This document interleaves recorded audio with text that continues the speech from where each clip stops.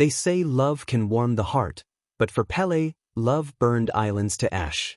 Welcome to the Mythic Hour, where the forgotten gods and cursed stories return to life. Before the birth of the world as humankind knew it, before the stars found their rhythm and before the seas carved their names upon the sand, there was only Ku-Ao, the realm of gods. In its shimmering expanse dwelled beings of unfathomable power, gods of sea and sky, of fire and death, of song and silence. Among them were the divine children of Haumea, mother of creation, whose womb bore both gentle tides and raging tempests. From that womb came Pele, the spark of molten fire. She was born radiant, her eyes glowing like embers in a darkened cave, her hair flowing in red gold waves that hissed with living flame. Her laughter cracked like thunder.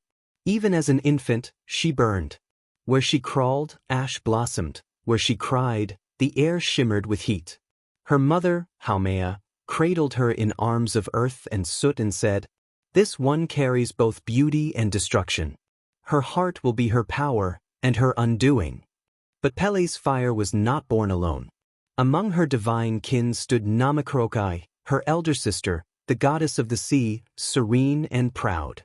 Her realm was the vast blue, her voice the whisper of tides. She saw in Pele not wonder, but warning. "Your flames will devour the world," Namaka said the first day Pele's smoke rose against her waves. "And I will be the wave that quenches you." From that moment, the sisters' bond was a balance doomed to break.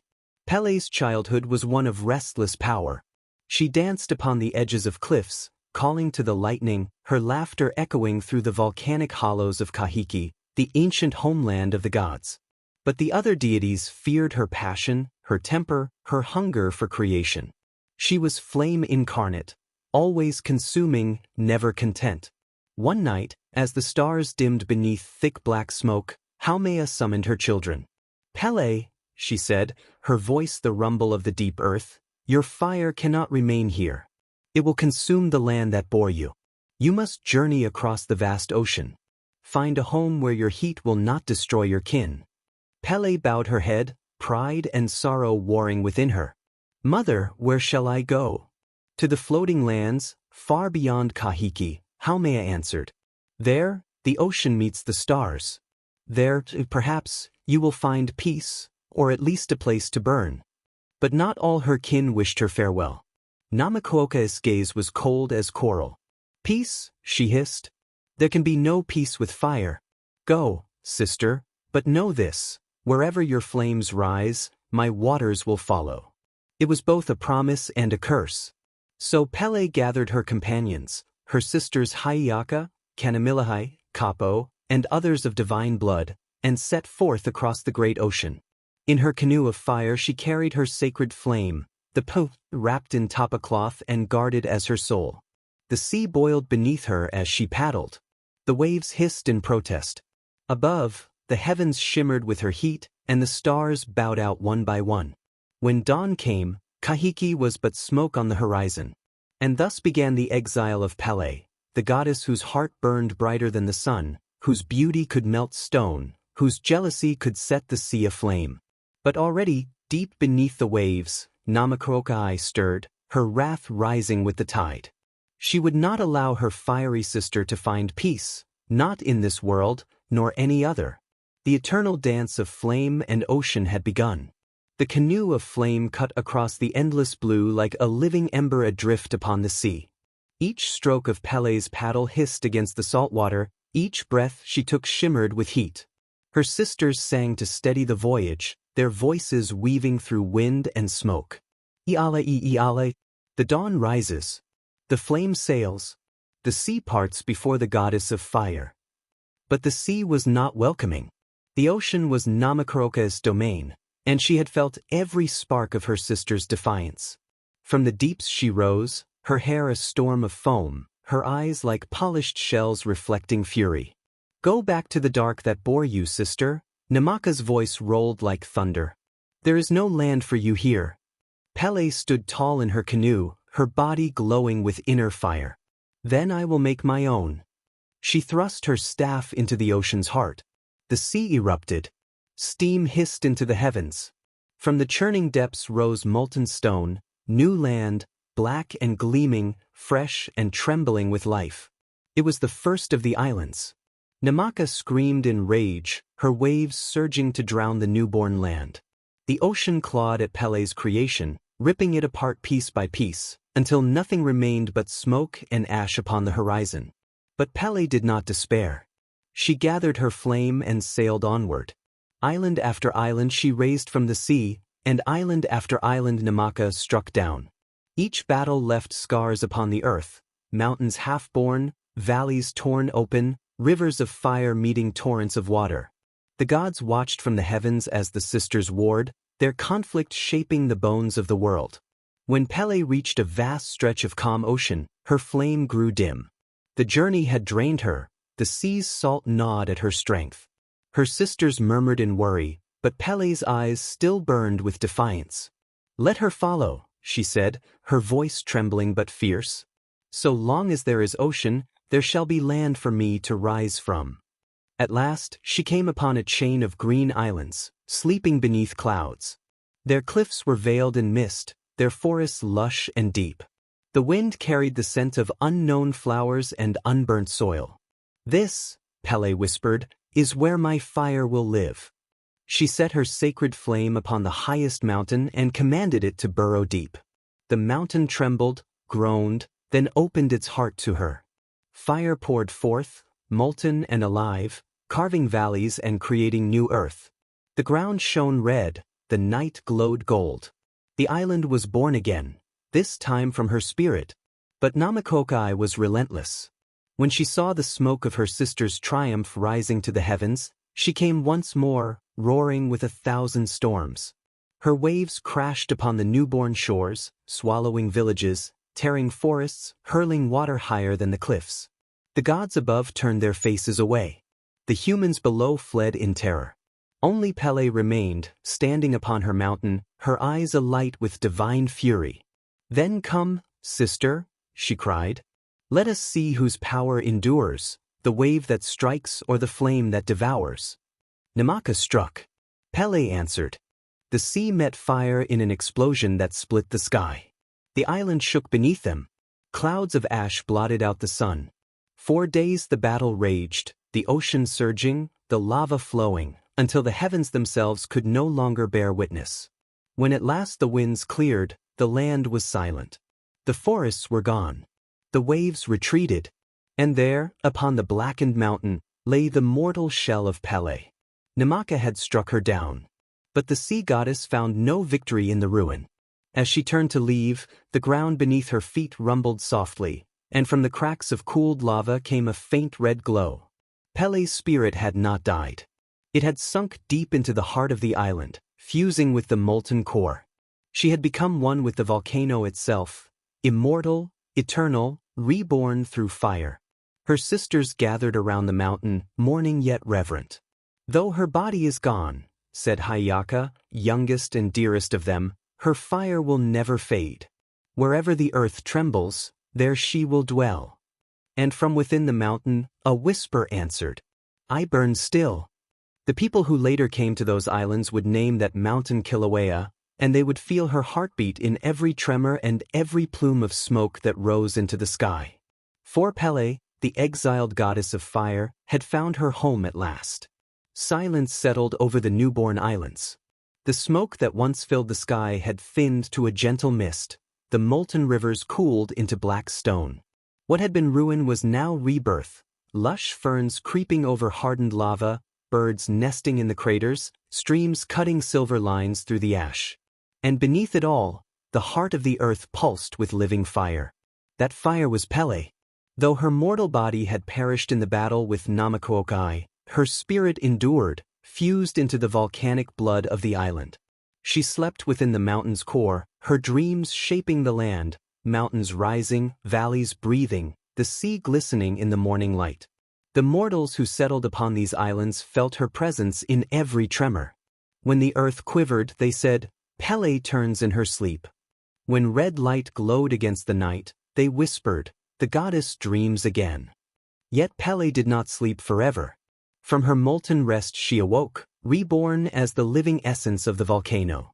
Her form shimmered between goddess and flame, woman and spirit. Her hair flowed like rivers of lava, her skin glowed the hue of sunset. In the dark caverns of Kilauea she stirred, breathing warmth into the stone. But even gods grow lonely. The islands lay wide and silent, beautiful but empty. Her sisters had wandered to distant realms, some to the forests, some to the winds, and Hayaka, her youngest, dwelled near the ocean, tending the ferns that grew at the edge of Pele's domain. To her, Pele spoke often, for Hayaka's voice was soft and kind, her heart untainted by envy or anger. One night, the goddess called her sister forth. The air shimmered, fireflies gathered in halos of red light. Hayaka, little sister, what do you see when you look upon these lands? Yes. I see beauty, my sister. Mountains that touch the stars. Forests reborn from your flame. The sea that sings your name. Hayaka responded. And yet it feels hollow. Pele said. Hollow? Hayaka asked. The fire burns, the earth breathes, but there is no one who feels my heart. Pele said. Hayaka smiled. Perhaps you have burned too long in solitude. Even fire seeks something to warm besides itself. Her words lingered in the smoky air. In the nights that followed, Pele roamed her islands in spirit form, sometimes appearing as a beautiful woman cloaked in red, sometimes as an old wanderer with eyes like coals. She walked among the mortals, unseen yet deeply felt. They left offerings of fruit and flowers by the craters, whispered prayers into the smoke, and sang songs of awe and fear.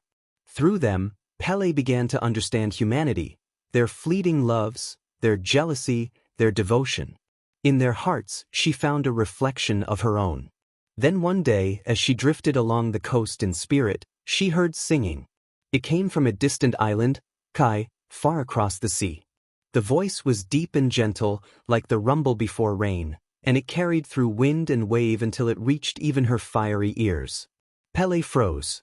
The song was unlike any she had heard before, mortal yet eternal, filled with longing. She rose into the sky as a column of flame, her spirit riding the winds until she reached the source. On a high cliff overlooking the ocean stood a man, tall and strong, with skin bronzed by the sun and eyes like the sea at dawn. Around his neck hung garlands of male leaves, and his lips moved in rhythm with the chant that had drawn her from her slumber. His name was Lohaio, the chief of Kauai. Pele watched from the shadows of a flame-shaped cloud, entranced. The man's song was for love, a love he sought but had never found. And in that moment, the goddess felt something stir within her, something she had not known since the beginning of time. Desire. When his chant ended, Pele appeared before him, not as a goddess, but as a radiant woman, her hair black as cooled obsidian, her eyes molten gold. The air shimmered with her presence. The scent of smoke clung to her like perfume. Lohaio fell to his knees, for he knew he beheld a being not of this world. Who are you, he asked, whose beauty rivals the dawn? I am she who kindled these islands from the sea. I am fire-given voice. Pele replies. The chief bowed his head. Then I am your servant. But Pele smiled, a soft, dangerous smile. No. You are my equal, if your heart can endure the heat of mine. For many nights, they were together, singing, dancing, speaking in whispers beneath the glow of stars. For the first time since her birth, Pele's heart knew joy not born of conquest, but of tenderness. Her fire did not destroy, it warmed. Yet, as with all flames, the brighter it burns, the faster it consumes. Pele could not stay long. Her spirit was bound to her mountain. The farther she wandered, the weaker her fire grew. One morning, as the first light touched the cliffs, she took Lohaio's hands and said, My beloved, I must return to Kilauea. The fire within me fades if I remain from it too long. But I will send my sister, Hayaka, to fetch you. She will protect you on your journey across the sea. Wait for her, and for me. Lohaio, though heartbroken, swore to keep his promise. I will wait until your fire returns. And so Pele left him, her spirit carried back upon the winds, her heart alight with both love and fear. For though she trusted her sister, she also knew her own nature. jealousy burned close to love in the heart of a goddess. In the deep caverns of Kilauea, the fire goddess stirred from her dream of love. Even the volcano seemed to pulse differently now, its rumble softer, its breath slower, as though it too shared in her yearning. The memory of Lohaio's song lingered in her mind like an ember that would not cool. But across the ocean, her lover waited alone. Pele summoned her sisters to her side, Haiaka, Kanamilahai, and Kapo. The air shimmered with their arrival, spirits of nature gathering around the living heart of the mountain. When they came before her, Pele's voice echoed through the chamber like rolling thunder. "Sisters, I have found love in a far land. A mortal chief named Lohaio. His song calls to my flame even across the sea. But I cannot leave this mountain again, or the heart of the island will die." Kapo bowed her head. "Then what will you do, sister?" Pele's eyes turned to Haiaka, youngest and gentlest, whose laughter once soothed the fire's temper. "You will go to Kauai in my place," she said. "You will find Lohaio and bring him to me." Haiaka hesitated. "Across the sea? That is a long and perilous journey." "The sea will know my name," said Pele. "It will not harm you. You will be protected by my spirit." Haiaka nodded slowly, yet she saw something in her sister's eyes, a flicker not of love, but of fear. "You care for this man deeply." "I do," Pele confessed. "He is the first whose heart did not melt or flee from my fire." Haiaka smiled. "Then I will bring him to you, my sister. I swear it." But Pele raised her hand. "There is more. I have seen the way mortal hearts falter. The journey will be long and you are fair. If you love me, swear upon the flame that you will not touch him, neither with heart nor body." The words hung heavy in the smoke. Haiaka's brow furrowed. "You think I would betray you?" "I think only this," said Pele, her tone soft yet searing, "that love and jealousy are kin. Even gods are not free of their fire." Haiaka stepped forward, her eyes glistening like dew. "Then let my vow be bound by the earth itself. I will guard him as my brother, not as a lover. By your flame I swear." Pele drew forth a spark from her heart and placed it upon her sister's palm. It burned without pain, leaving a faint scar of glowing light. "Then go, and my blessing go with you." Haiaka turned to leave, but before she did, she looked back once more. "When I return, sister, let your heart be ready to love in peace." Pele smiled, though behind her eyes the embers of possessiveness smoldered. "Go swiftly, Haiaka. Do not let him linger in dreams." The journey was long and filled with wonders. Haiaka crossed seas shimmering under moonlight, guided by spirits of wind and bird. She faced storms sent by Namakrokai, who, though she had long since retreated from Pele's fire, still hated the bloodline of flame. Yet each wave broke harmlessly against Haiaka's canoe, for she carried Pele's sacred charm, glowing faintly at her breast. At last, after many days, she reached Kauai. There, on the cliffs of Haina, she found Lohaio, still singing, though his voice was now tinged with sorrow. He had dreamed of the goddess's return, but weeks had passed, and his hope had begun to wane. When he saw Haiaka, he thought she was Pele herself, so much alike they were in beauty and bearing. "My goddess," he cried, "you have come back to me." Haiaka shook her head gently. "No, I am her sister. Pele sent me to bring you to her." At her words, Lohaio's joy returned. "Then lead me to her," he said, "for I would cross any sea to see her face again." And so they journeyed together, Haiaka, Lohaio, and the spirit companions that guarded them. Along the way, they faced dangers, spirits of wind who tried to drag them into storms, jealous ghosts who envied Lohaio's love, and monsters born of sea and shadow.